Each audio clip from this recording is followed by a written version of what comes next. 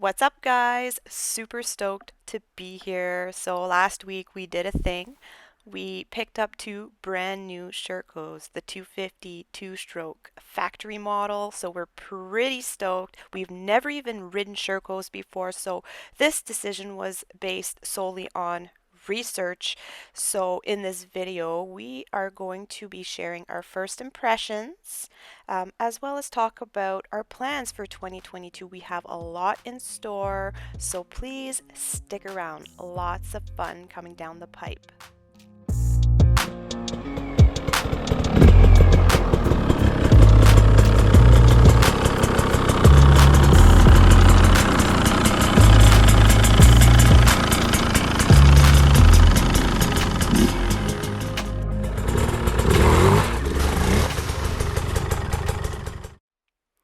The main reason we decided to go with Shercos is because we want to get into hard enduro now and start honing in our hard enduro skills.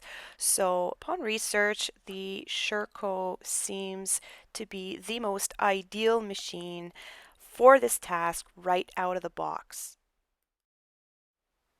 One of the key reasons why we decided to go with Sherco is for the KYB suspension front and rear. That was a huge factor in our decision. We haven't had the best luck with WP suspension, and we were just ready to try something new. Another feature we are excited about is the electronic power valve. Now, this is unique to the Sherco brand. Most other brands have a map switch. This is different.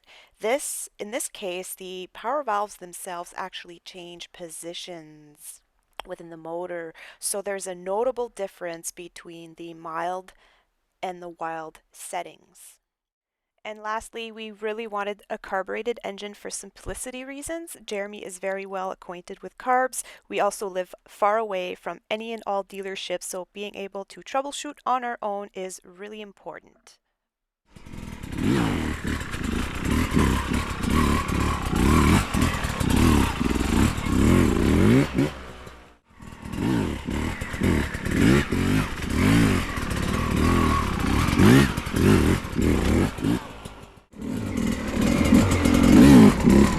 I can feel right away. It's a really well balanced bike.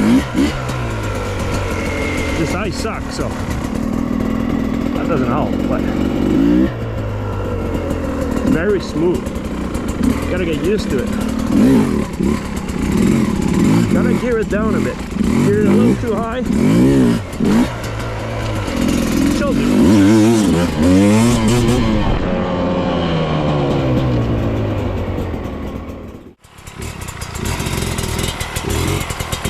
Static balancing. Nice. Baby wheelies. Baby wheelies with baby Sherco. I like your goggles. They match the bar pad. That's right. When High you're gonna vis. hit it, won't scratch it. High vis is the new orange. Oh, shots fired. How's the ride so far? So far the clutch lever is a little bit stiff, so we're gonna have to look into that.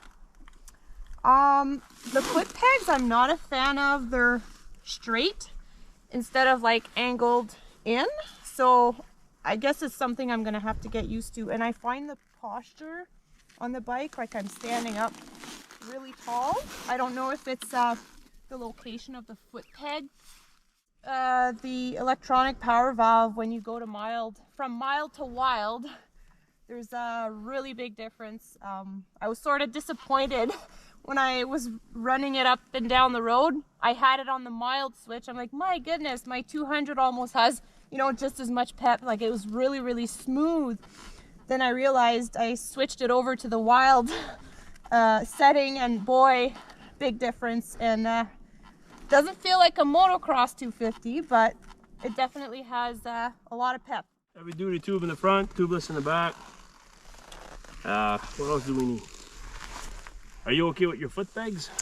I think I'll have to get used to Well, it. I'll have to try it in the trails and stuff. Like, it definitely feels different than the KTM. The foot pegs are like in, so you're sort of secured against the bike, and these are flat, so it feels like you're sort of gonna fly off, but I think it's just a matter of getting used to them. So I'm gonna ride it like that for, you know, for a little bit longer and decide. Apparently you can get an upgrade, which actually lowers the foot peg and sort of brings it in, but I'm gonna see if I can make these work.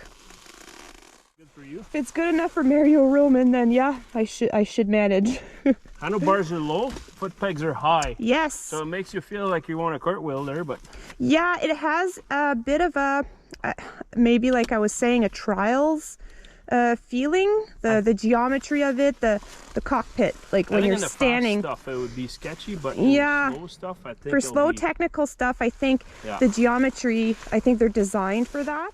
Clutch pull is very stiff, and I'm gonna have to look into that because I have trigger finger, and I can't keep aggravating my injury like that. So I'm gonna be looking into softening this. It's a skid plate pipe guard combo, and it's got a nice we call them like back plates. bash plates. It's got a nice little beaver tail piece here for the linkage. That's another thing too. I was on an XCW KTM with no linkage, so this is different. KYB suspension, pretty mint. Yeah, Yes. yeah. We'll have to see. Can't wait to try it in the real stuff. Woohoo, me too.